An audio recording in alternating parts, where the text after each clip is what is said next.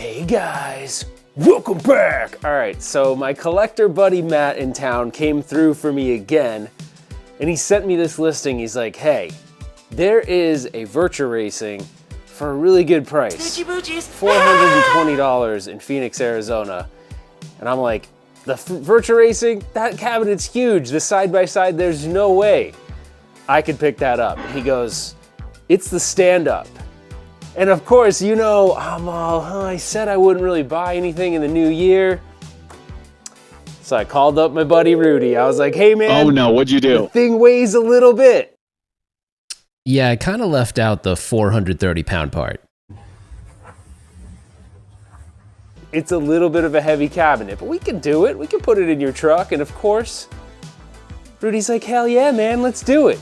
I don't know if he was that enthusiastic, to be honest, but he came over, and when I tell you this thing right here weighs a shitload. I already know what you're thinking. You're thinking, why would you be dishonest to Rudy? He's your friend. Look, I didn't know at the time it was 400 and something pounds. It's gotta be 400 pounds. Give or take. It's got a 25-inch CRT in it, and it's the tallest cabinet I have. It's gigantic, it's super tall, but it's Virtua Racing, and it's a stand-up, and you don't see many of these stand-ups around. As a matter of fact, when I remember playing this game... I'm watching this back right now, and I'm trying to figure out why I have my hands so awkwardly in my pants. I do remember playing it in the arcade vaguely, but where I really remember playing it, and I was like, man, I can have the arcade experience at home, this is crazy, is playing it on the Sega 32X. I'm pretty sure I played the regular Genesis version, but I vividly remember playing the 32X, and I'm like, man, I'm playing the arcade game at home. And you gotta admit, the 32X version looks pretty good. And I'm a huge Sega fan, so what better way to kick off 2023 than with a Sega game? And not just any Sega game, but Virtua Racing. First, let's talk a little about the hardware. Virtua Racer ran on the Sega Model 1 hardware. Sega leaned on General Electric Aerospace, who made the first 3D simulators for NASA in the 1960s for assistance to develop the platform. The architecture was known as their new 3D system, but later on it would be known as its official name, the Sega Model 1.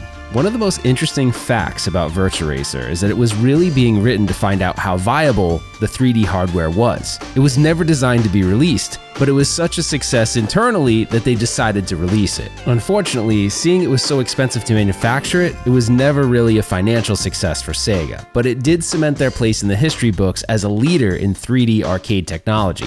And it ultimately led to the development of the Sega Model 2 hardware, and we all know what game ran on the Sega Model 2.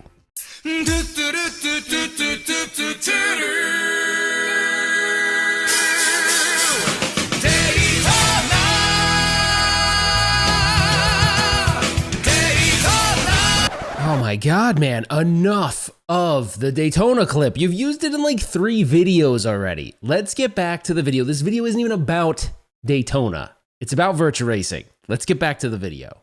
So what exactly made me want to pick up this particular game and add it to my collection? It's very unique. This is the Virtua Racing stand-up.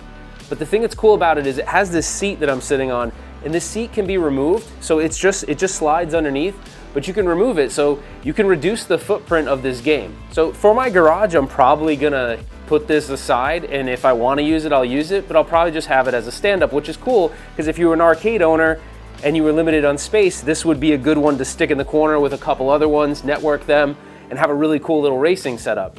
The other thing that's really unique about this particular game that I love, and this is really Sega in general, they just had this idea of creating unique arcade experiences. Look at games like Afterburner and Daytona USA, or Super Hang-On. They all had like different elements, and this one just has a really strong force feedback motor that really truly makes you feel like you're racing a real car. It has the paddle shifters to kind of simulate the idea of an F1 racer.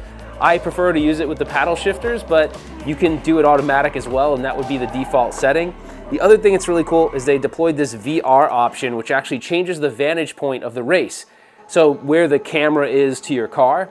Same with Daytona USA, and they use this system on other Sega games as well. So there's just a lot of unique things about this cabinet. The sound system is freaking awesome on this too. They have a really good high-powered amplifier in here. And one more thing about the force feedback motor, I have this thing turned down almost all the way, and it's still really, really powerful. The fact that it still works to this day, I don't know if anybody did any maintenance on it. It doesn't appear that they did, so it's still moving and working really strong. The one negative to this overall setup is that the owner that I bought it from, although he was definitely a collector, he gave me the manual and a bunch of other things, the diamond plating for the main unit fell off. Believe it or not, this is a steel plate. This isn't just like thin diamond plating, so it might be hard for me to locate the original one, so I may just pick up some diamond plating to replace that. There are some cosmetic things that need to be fixed. The other thing that's interesting about this game is the artwork, from what I understand, on the upright was they never created like a replica of it. So I'm gonna have to figure out how to do that, because the artwork's actually decent. I'll probably leave it alone. I think right now the only thing I'm really gonna do to it is add some new T-molding and clean it up. It literally just came off the truck. I didn't do anything to it other than just enjoy it and play it for a little bit. Well, that about wraps up this video, guys. Thanks so much for watching. I think we're gonna have to get to the Robotron next because I've been lagging a bit on that. And I'm not gonna lie, I'm a little bit hungover from the holidays, so I'll get to it next. But for now, I'm gonna enjoy Virtua Racing. So if you like this video, definitely give me a thumbs up, consider subscribing to the channel, put your comments below, I wanna hear from you. And that's it for now, guys. We will see you. Oh.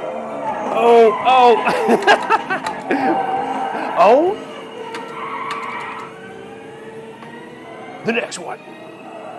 You better pay attention while I'm driving. You can't drive and talk. Well, you can, but then stuff like that happens. See you guys. Don't go so soon. If you enjoy arcade and pinball content, why don't you check out another video. And thanks again for watching.